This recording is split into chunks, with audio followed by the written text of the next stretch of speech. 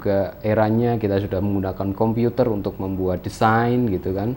Kemudian untuk era saat ini di desain kita masih tetap menggunakan komputer, cuma metodenya juga berbeda. Jadi kita lebih ke arah 3D dulu, baru nanti bisa di generate semua data dari 3D tersebut. Kalau dulu sebelum ini kita membuat bagian-bagian untuk menjadikan satu 3D itu.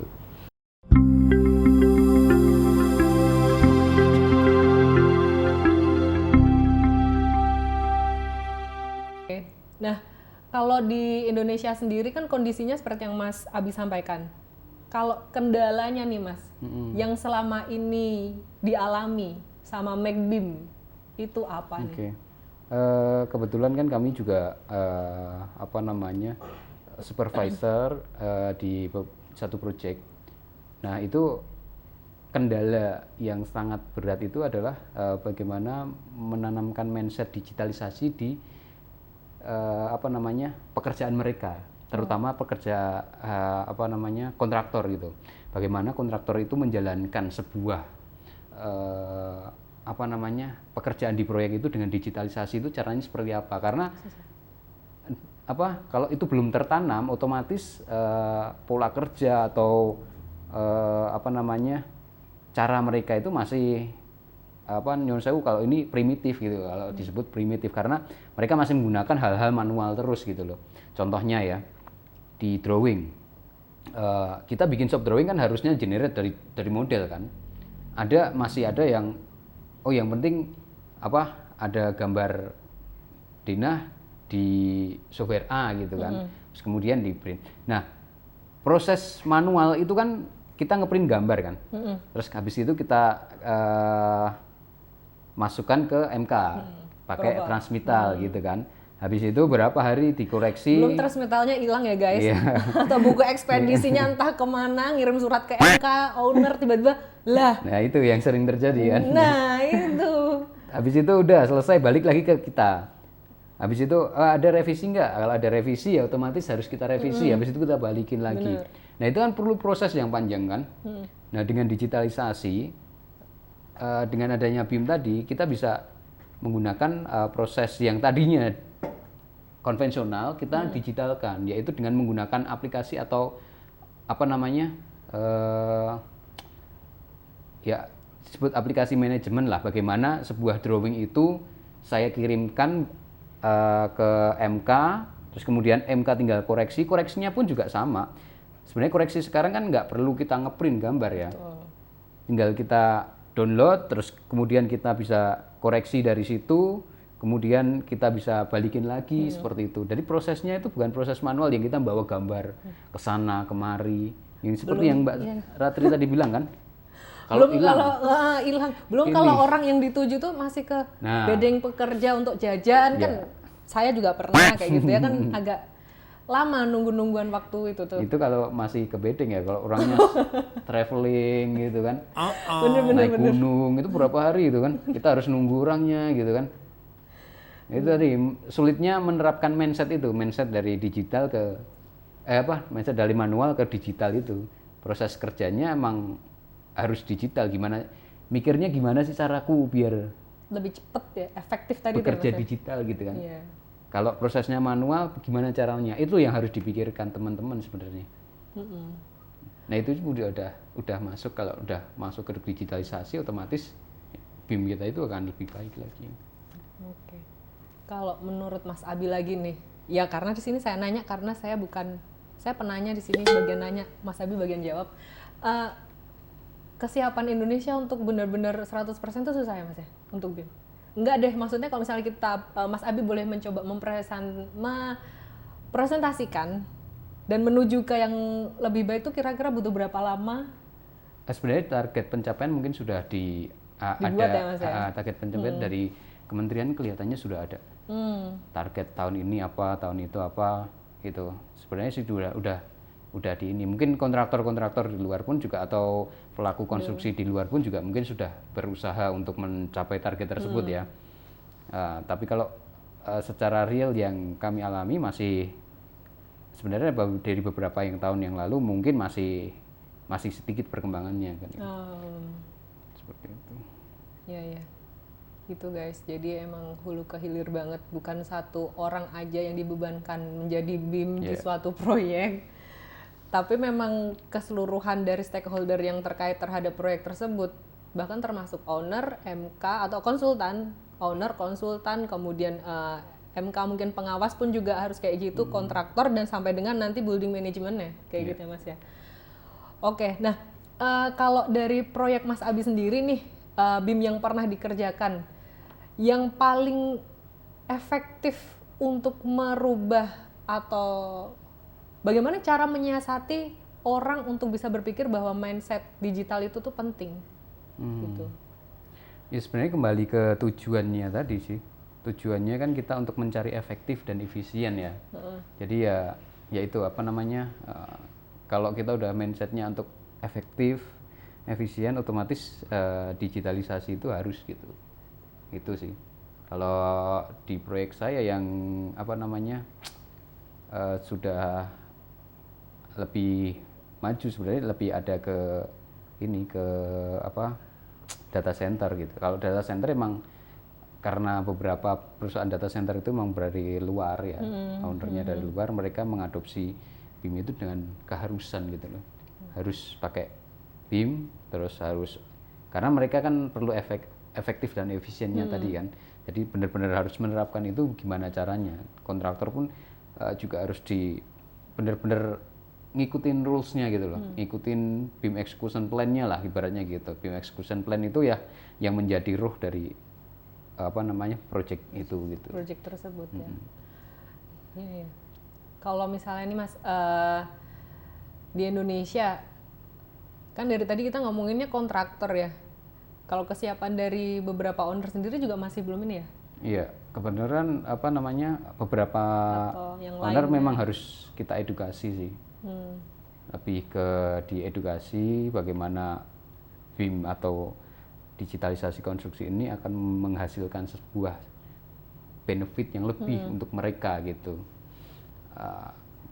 Walaupun owner sudah tahu benefit dan ingin menggunakan, juga ada kendala sih sebenarnya dari hal tersebut.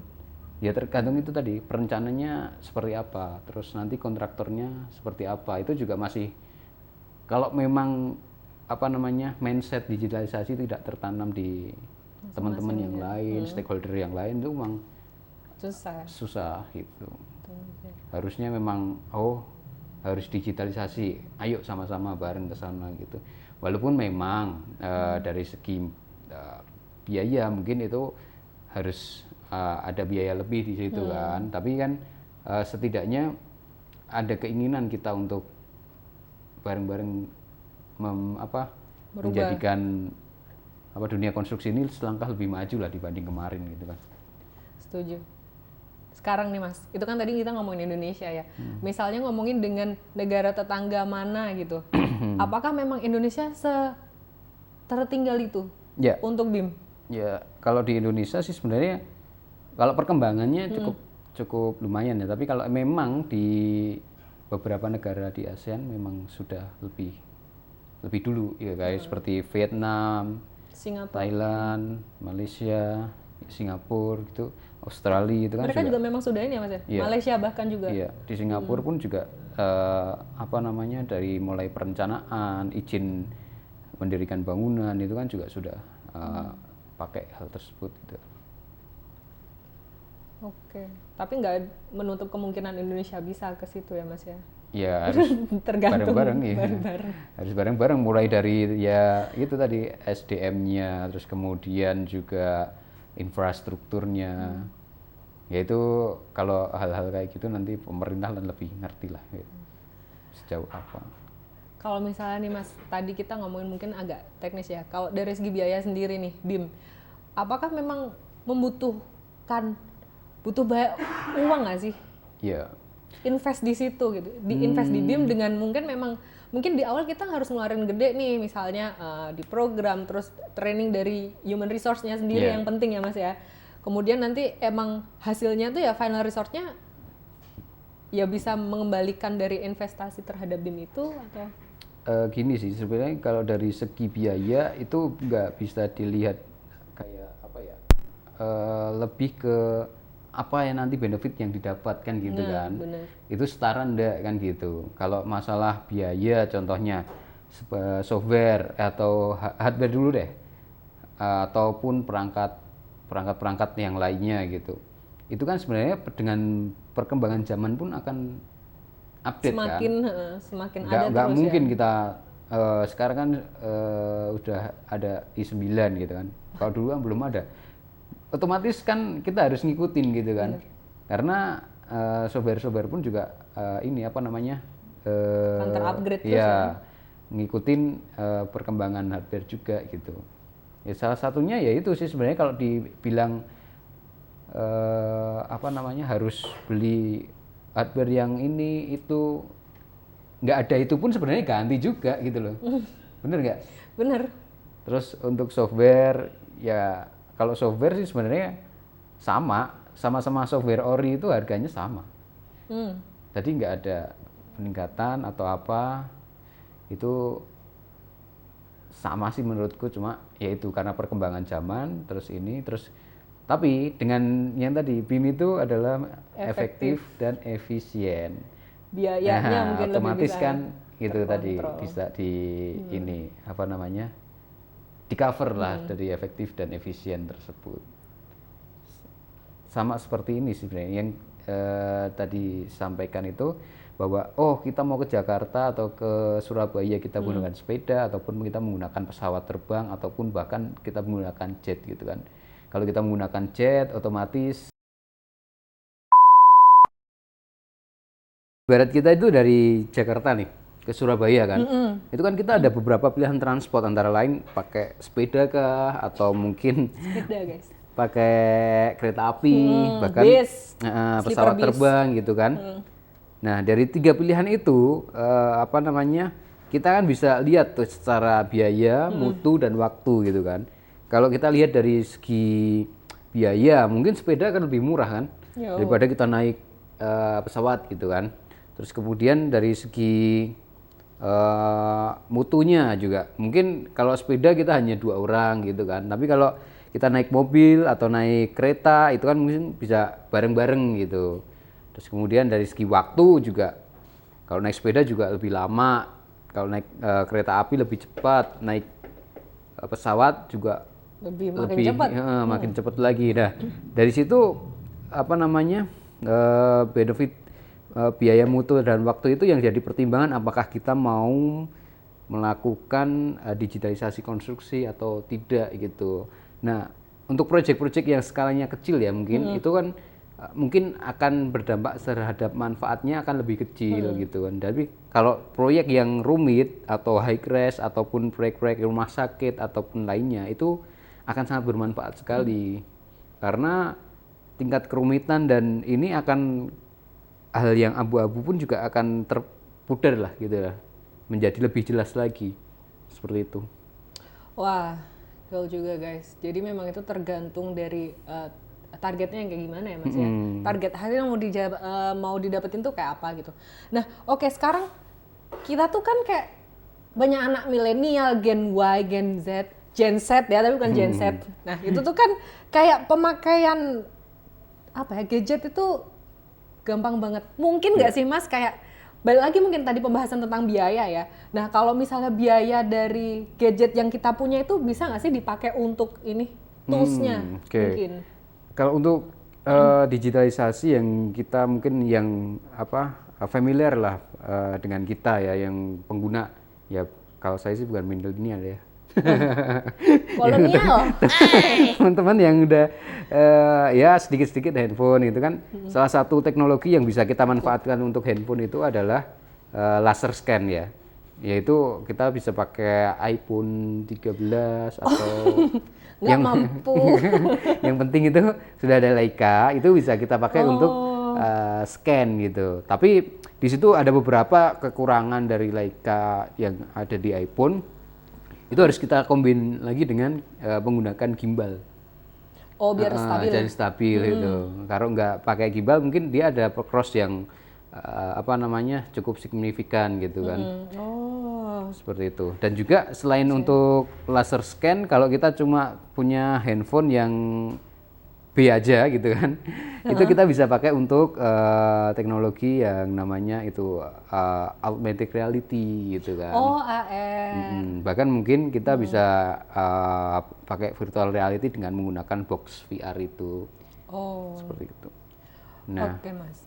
sebenarnya sih kalau untuk augmented reality ataupun virtual reality nanti lebih ke bagaimana penggunaannya, lebih ke metode pelaksanaan atau apa. Jadi Atau kita ini nggak sih Mas, kalau misalnya AR tuh kadang untuk marketing gitu yang aku pernah ya, tahu, atau mungkin bisa sebenarnya lebih detail gitu ya. nah itu kalau untuk di project sendiri lebih ke ini sih proses nantinya seperti apa gitu. Mamanya saat ini sedang proses struktur gitu. Kita bisa lihat arsitekturnya di situ, padahal itu masih bentuk struktur gitu kan. Tapi kita bisa pakai alat tersebut untuk melihat kondisi nyatanya nanti akan seperti apa gitu kan. Jadi kenyataannya akan seperti ini, akan seperti itu. Tapi kalau di dunia konstruksi saat pelaksanaan mungkin kita bisa lihat untuk progres. Oh ya benar. Jadi ini sudah ada nih, tinggal nanti kita centang progres itu tinggal pakai kacamata VR. Sudah diklik gitu, klik gitu doang. Akan lebih tinggal klik doang, yang kerjaan di lapangannya.